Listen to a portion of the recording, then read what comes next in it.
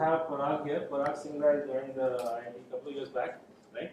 Yeah, 1.5 years One back. and a half years, and he's one of the I guess co-inventors of Markov Logic Network along with Domingos. Right, I wouldn't say co-inventor, but maybe the first person who worked on sort of inference and learning on that. So, Yeah.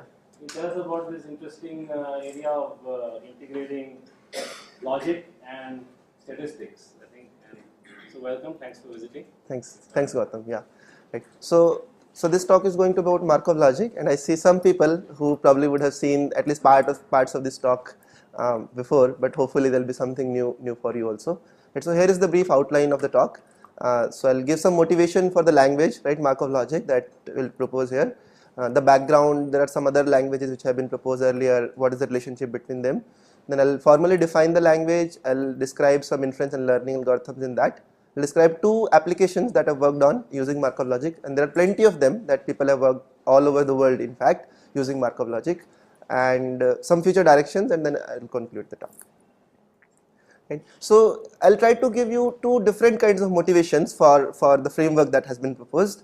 Right. So this is the first motivation. So idea is of interface layer. Right. So if you think about any area of computer science, then you can think about applications being developed at one front, and also you can think about infrastructure. Right. I'll give some examples. And typically, what people have seen is that initially, when an area sort of comes in fashion, then you have all these n square combinations. There are maybe n different applications that you need to worry about, and maybe there are n different sort of infrastructural components that you need to worry about. And for every little development at the lowest level, you need to worry about what the application how the application might be affected. So you have to worry about all these cross connections. And over the time, what people realize is that maybe if there is an interface layer which separates these two, then application layer can really talk to interface layer, and then interface layer can talk to infrastructure, right? So this separation really helps. Instead of having order n square combinations, you will have now linear number of combinations, right? So just to give an example that will make it clearer, if you think about networking, you have applications like www, email, and so on, right? And infrastructure level contains protocols, routers, and all such things.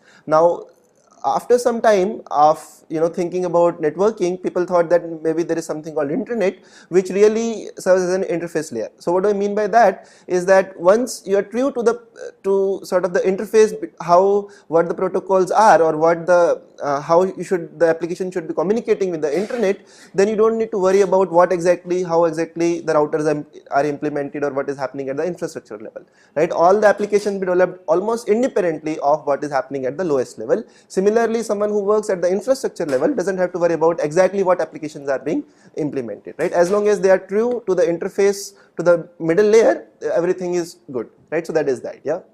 So similarly, if you think about databases, you have various things like ERP, online transaction processing systems, CRMs, and many such applications. And infrastructure could be query optimization, transaction management, and various things, where you really work at the back end. And what is the interface layer? Well, people could argue various sort of things like maybe relational model or XML, but for large part, you could say maybe the relational model is something which serves as an interface layer. And as long as you are true to that schema, how you talk with the relational model, right? Applications can be developed independently, they can be optimized, you can come up with n different applications without really worrying about the lowest level. Similarly, people at the lowest level can really optimize and come up with new algorithms, inference engine or whatever that is, right, without really affecting the top level of applications.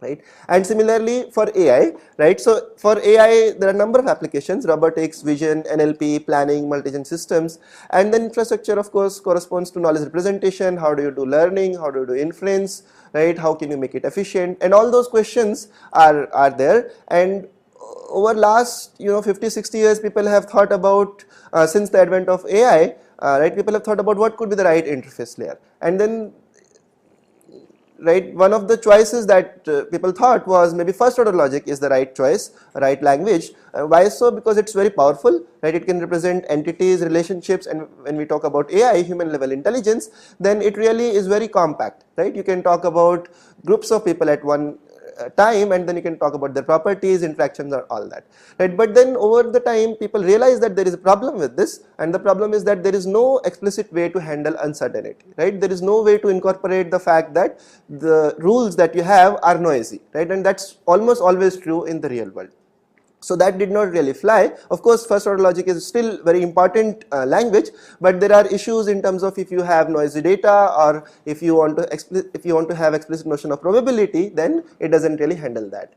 Last 15 or 20 years, or maybe at least last 10-15 years, have seen a lot of progress in something called statistical machine learning, right? So the methods have become very well founded, and one set of models which has become really popular is called graphical models, things like Bayesian networks or Markov networks, and people thought that maybe that gives you potentially an interface layer for AI, right? And that also was quite a bit of success was there, but again now the issue is sort of complementary to first order logic. The graphical models in the way they are proposed are propositional, right? So you have to really argue about each individual separately. There is no way or no explicit notion of how do you really handle relations into such a language, right? And the idea is that can we really combine the power of these two together to potentially provide an interface layer for artificial intelligence. And I guess next, right, so this is the area which has developed in last 10 years or so.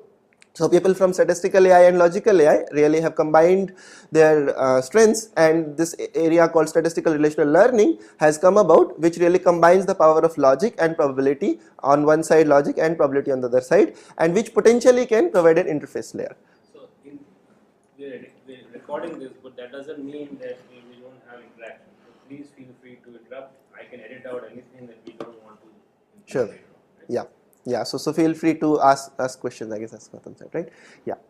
So I should mention that at least this part of the slide has been borrowed from my advisor Pedro Domingos, right? So I should mention that, I feel, right? And I guess this is still in the sense that this is I wouldn't really claim that this is entirely true, but I will in this talk I'll try to give you some arguments that how Markov logic, which combines sort of strength of Markov networks and first order logic, finite first order logic, could potentially serve as an interface layer. And hopefully when we look at the inference and learning and various applications that have been developed, hopefully you'll get some idea, and maybe some of you will be convinced that this can potentially serve as an interface layer. Of course, a long way to go, but it's a good motivation to look at it in this way, right? So Markov logic as an interface layer, potential interface layer for AI, where you can develop applications and then you can develop infrastructure almost independently, and as long as you're true to the semantics of this middle interface layer, in this case Markov logic.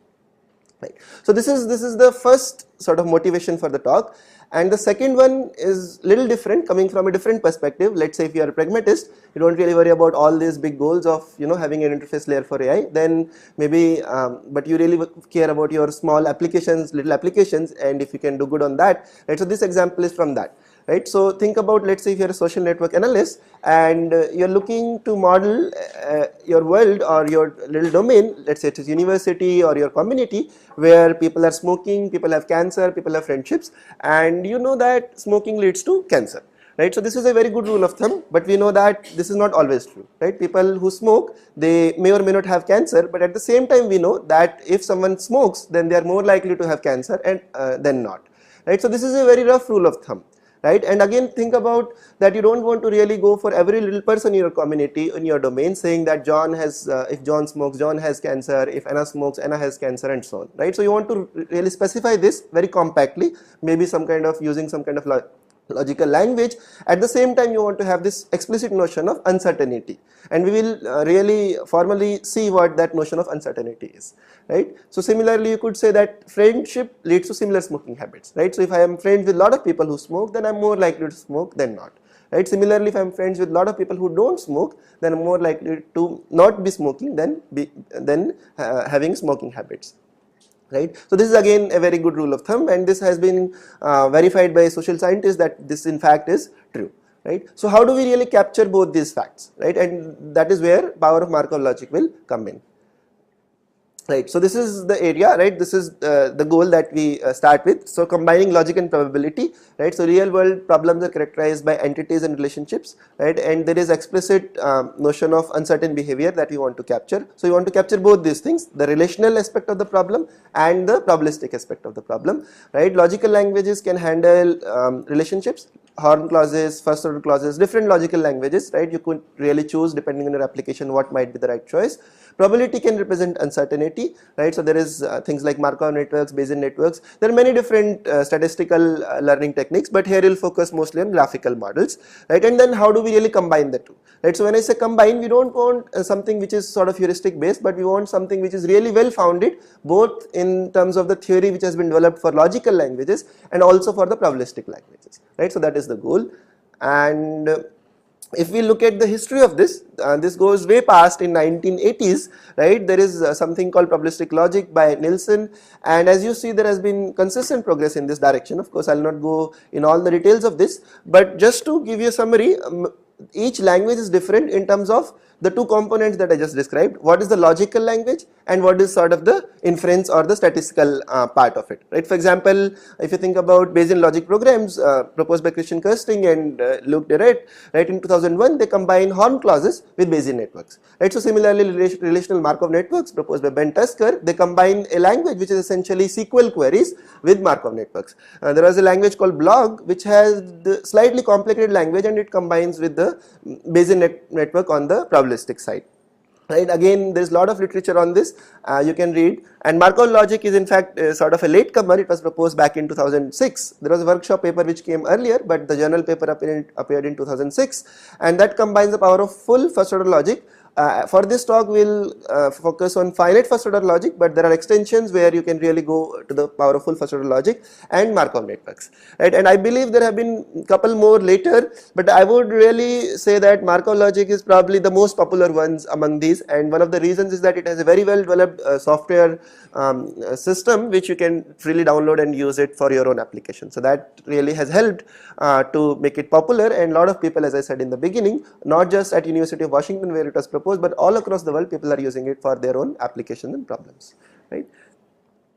Okay, so I guess that ends the motivation. I guess it may be a good point to ask any questions or interrupt at this point, and then if not, then I guess I'll continue with the rest of the talk.